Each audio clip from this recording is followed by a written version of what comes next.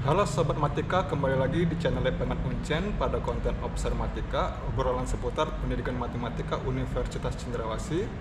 Perkenalkan, nama saya Awang. Di sini saya ditemani. Agnes Teresa Panjaitan. Ya, terima kasih Bang Nia sudah bersedia menjadi tamu perdana pada konten Obser Matika. Makasih Pak Wang atas kesempatannya. Gimana? Kalau kata anak sekarang nih Pak Wang, thanks for having me gitu. Makasih banyak loh. Salam Gimana? kenal ya. Gimana Bang Nia, sehat kabarnya? Sehat, puji Tuhan, gembira, bahagia. Kabar toh. Pak Wang gimana kabarnya? Alhamdulillah baik juga. Baik. Boleh dong perkenalan singkat mengenai apa? Backgroundnya saya. Bang Nia. Saya itu namanya Agnes Teresa Panjaitan nama lengkap, tapi bisa dipanggil sebagai Agnes. Atau kalau anak-anak mahasiswa di sini bilangnya Ibu Agnes. Saya berasal dari Binjai, Sumatera Utara, tapi setelah SMA, kuliah S1, menempuh pendidikan di Universitas Jambi di S1 Pendidikan Matematika, kemudian melanjutkan lagi S2-nya di Pendidikan Matematika Universitas Negeri Yogyakarta.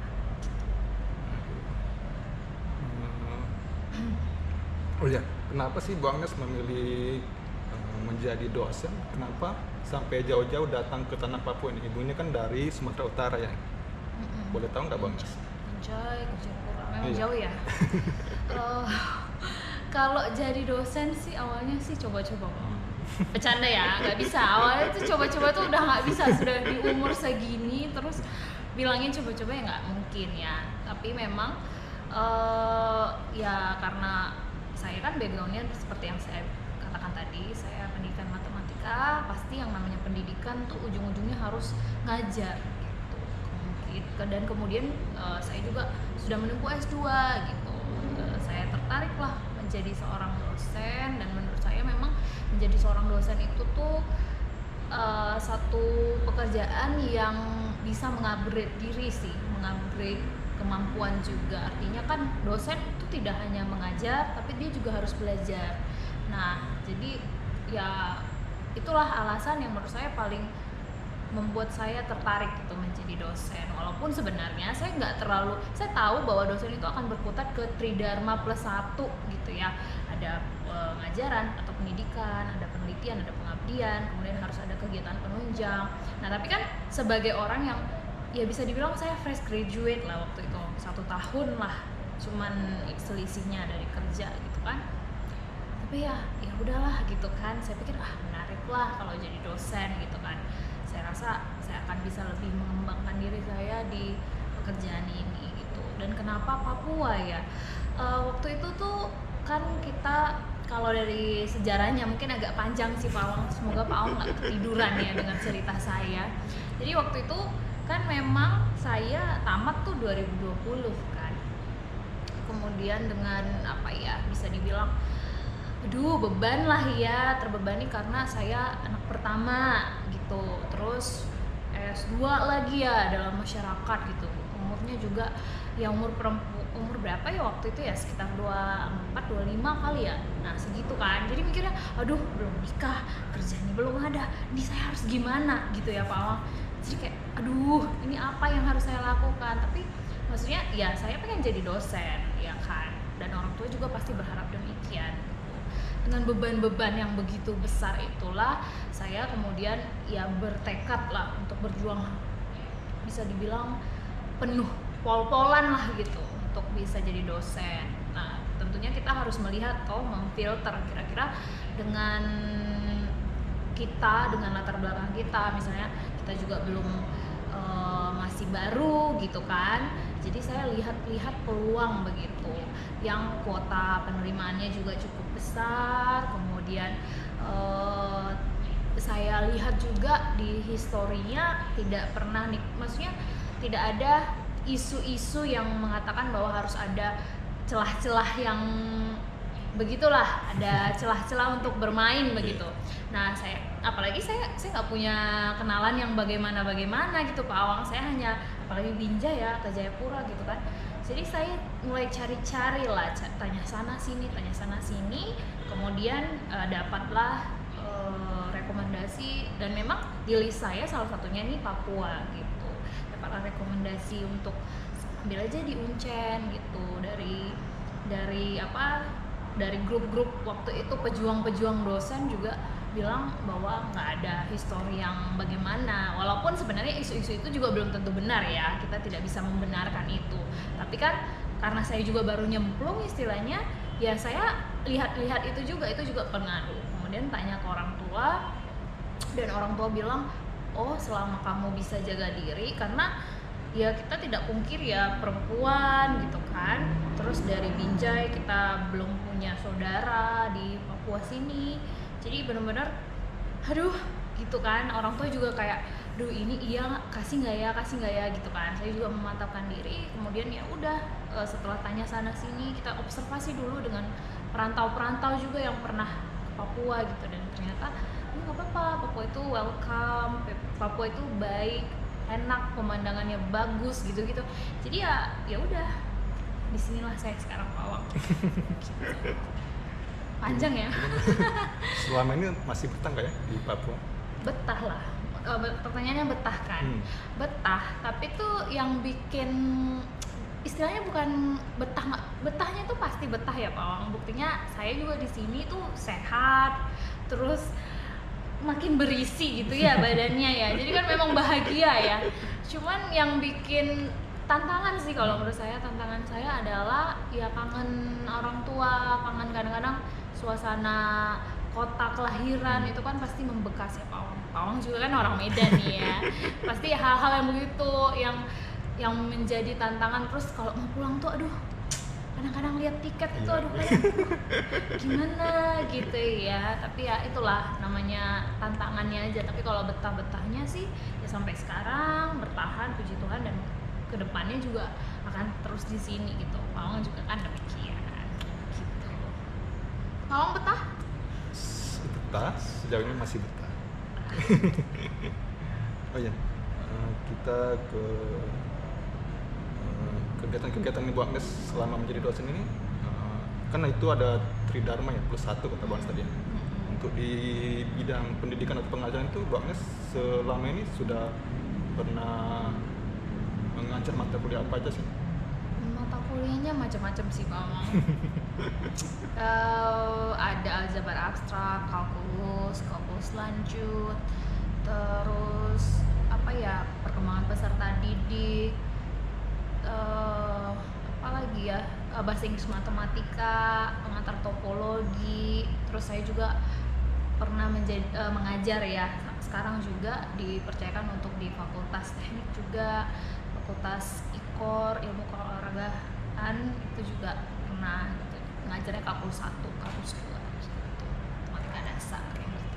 Cukup beragam ya Bang Nes mata kuliah. Kira-kira mata kuliah apa sih yang paling Bang Nes pede gitu untuk mengajarkannya? Saya sih tertarik sama di bidang, sebenarnya ini masih, yang saya tuh masih 2 tahun ya Pak Wang, jadi masih long way to go lah untuk benar-benar oke nih saya maunya di sini gitu. Tapi yang paling saya suka tuh bahasa Inggris, matematika, karena dulu saya juga pernah di Pare gitu, dapat beasiswa di sana, jadi ibu apa ya namanya, ibu asramanya lah di situ. Jadi bahasa Inggris 10 bulan di situ, teman-teman saya juga banyak di situ. Kemudian jadinya itu kombinasi antara matematika dan bahasa Inggris gitu, bagaimana menggunakan bahasa Inggris dalam pembelajaran matematika. Jadi saya pengen banget yang begitu. Terus tertarik juga sih di kalkulus dan aljabar, cuman kalau yang geometri, aljabar abstrak yang begitu-gitu yang agak-agak perlu didalamin lagi sih sepertinya. Kalau di penelitian atau pengabdian? Kalau penelitian saya sih kemarin ada beberapa ya, yang maksudnya masih ikut-ikut sama tim dosen lain. Kemudian saya masih kajian literatur. Kemudian ini yang lagi ongoing ini mau mengidentifikasi lah minat terhadap mata kuliah, salah satu mata kuliah yang challenging kayak bahasa Inggris, matematika tadi gitu. Kemudian kalau untuk kalau penelitian ya masih 2 tahun ini ya Pak Wang, jadi masih ya berkutat ke situ-situ dan sembari mencari ide-ide baru gitu. Tertarik juga sih sama etnomatematika ya, karena kan etnomatematika itu berbicara juga soal budaya, artinya aplikasi matematika dalam kebudayaan, atau tanpa kita sadari dalam kebudayaan kita tuh kita juga menggunakan matematika, entah itu polanya, perhitungannya dan sebagainya. Tapi ya it's still long way to go lah, karena saya juga masih di sini, masih baru, jadi memang kebudayaan sendiri itu masih harus dipelajari lebih dalam kan. Jangan sampai kita tahu-tahuan nih gitu. Tapi memang kan ya namanya meneliti memang kadang-kadang kan karena kita nggak tahu ya, karena kita pengen tahu gitu. Jadi ya masih di persimpangan jalan antara mau keahlian yang mana gitu. Itu sih Pak. Terus untuk rencana karir Bu Agnes untuk yang terdekat ada nggak yang bisa di-share? Rencana karir kan saya itu baginya itu ke 3 tahap sih, rencana jangka pendek, jangka menengah, dan jangka panjang. Jadi kalau kita bicara karir, yang pasti saya pengennya 2 tahun ini kan harus 2 tahun setelah Jakfung, jadi harus bisa serdos lah sebagai dosen yang berkualifikasi gitu ya, dan itu pun harus dinilai sama asesor dari Tridharma tadi gitu, bagaimana pelaksanaannya, apakah sudah memenuhi kah, terus ada juga syarat-syarat tambahan. Jadi sedang on proses karena memang sembari menunggu 2 tahun full itu setelah 1 tahun setelah asisten ahli itu. Kemudian itu jangka pendek ya. Kemudian ya jangka menengah itu kan bisa dibilang 5 tahun lewat lah, atau ya itulah antara S3 itu antara jangka dekat ataupun jangka pendek ataupun jangka menengah saya Pak. Karena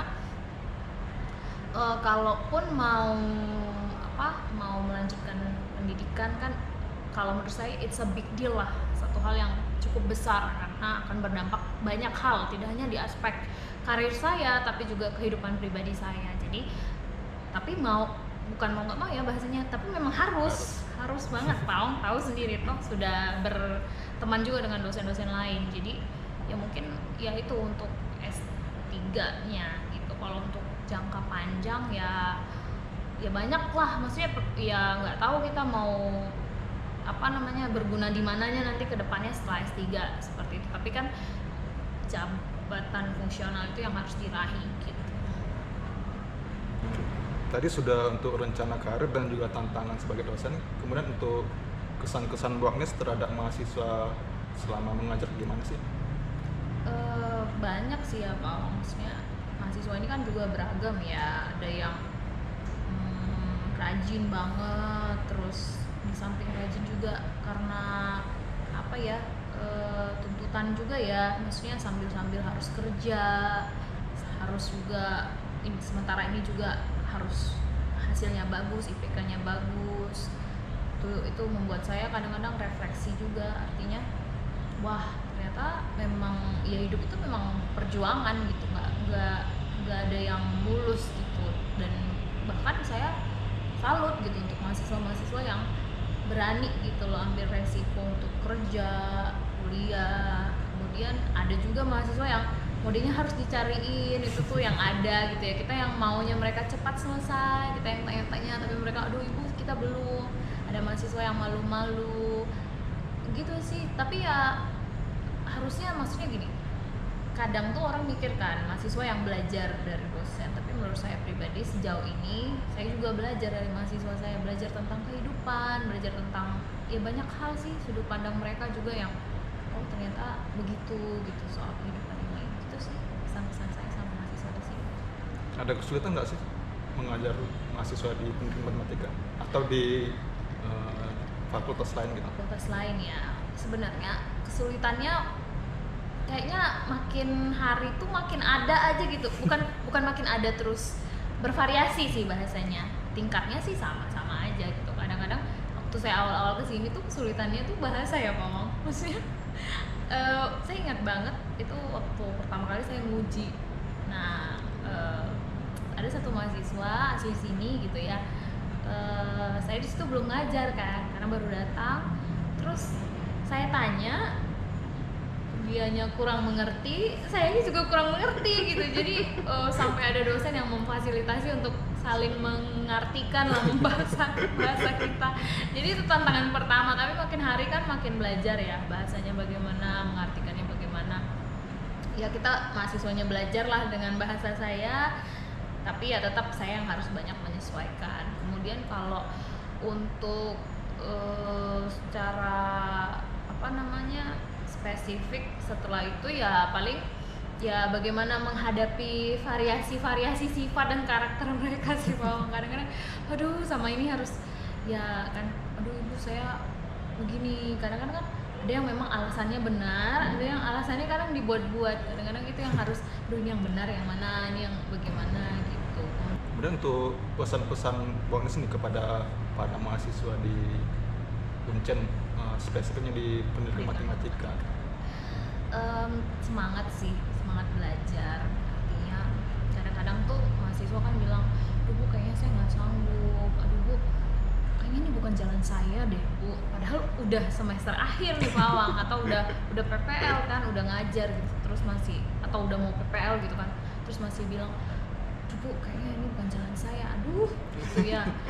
Kok sadarnya tuh setelah berapa tahun gitu ya, setelah Anda membayar SPP kan, dan yang bayar tuh bukan mahasiswa sendiri tapi orang tuanya. Jadi yang begitu tuh gimana ya, maksudnya udah dewasa ya, sudah punya KTP juga kan, secara hukumnya sudah ada gitu KTP-nya, sudah bisa memutuskan. Dan kalau sudah di tahap yang begitu ya ditekunin, diseriusin. Kalau ngerasa ini bukan jalan ya berarti ya gimana caranya supaya ini bisa jadi jalan gitu. Maksudnya ya belajar kekurangannya apa, oh saya kurang paham kalau ini, oh saya kurang, misalnya saya kayak kurang pede lah untuk bisa ngajar gitu ya, berlatih gitu kan. Jangan beralasan bahwa diri nggak mampu. Kadang-kadang ya mahasiswa harus bisa membedakan sih, ada dua versi, nggak mampu atau memang nggak mau berusaha gitu ya. Ini sih ya, saya juga mendapatkan nasihat ini untuk diri saya pribadi sih ke depannya ya. Jadi ya itu untuk khususnya untuk mahasiswa matematika ya, harus bisa semangat, daya juangnya harus lebih tinggi, kemudian aktif lah dalam mengolah, mengembangkan diri. Jangan mau mengharapkan apa yang hanya didapat dari dosen ya, tapi aktif juga untuk cari dan belajar, untuk melatih skill-skill, karena gampang kan sekarang apa-apa tuh murah juga, atau hanya bisa kadang bermodalkan kuota aja udah bisa gitu. Cuman kan triggernya juga lebih banyak ya, maksudnya ya kadang-kadang ada sosial media lebih gampang diakses. Jadi itu harus bisa membatasi sama tantangan-tantangan di masa depan dan menambahkan hal-hal penting, skill-skill penting. Kemudian untuk ini untuk para calon mahasiswa yang berminat untuk gabung di pendidikan matematika, ada pesan-pesan apa sih Bang Nis? Welcome, dengan senang hati loh kita dosen-dosen matematika menerima adik-adik yang berminat untuk masuk ke pendidikan matematika. Tapi ingat bahwa sebelum memutuskan harus tahu dulu ini tuh pendidikan matematika. Itu artinya kedepannya ya memang diproyeksikan untuk jadi guru, pengajar. Nah kalau mau jadi dosen nanti harus S2 lagi. Nah kalau mau jadi guru matematika berarti harus benar-benar paham konten matematika, kemudian benar-benar bisa benar-benar bisa menjadi guru lah yang digugu dan ditiru gitu sih. Jadi nggak apa-apa, datang aja ke sini, gabung sama kita, ketemu Pak Awang. Rame-rame ke pendidikan matematika. Ayo, harus jadi guru guru masa depan. Mungkin sekian aja. Ada lagi yang mau ditambahkan Bang Nis? Kayaknya itu aja sih. Makasih ya Pak Awang udah mengundang saya di sini. Jadi untuk adik-adik mahasiswa yang ada di prodi pendidikan matematika, semangat terus. Untuk yang mau jadi mahasiswa di pendidikan matematika ke depannya, semangat juga. Ayo ke sini.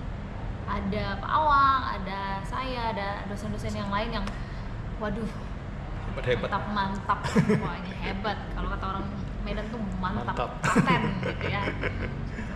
Oke deh, terima kasih Bang Nis. Sekian untuk konten kita kali ini.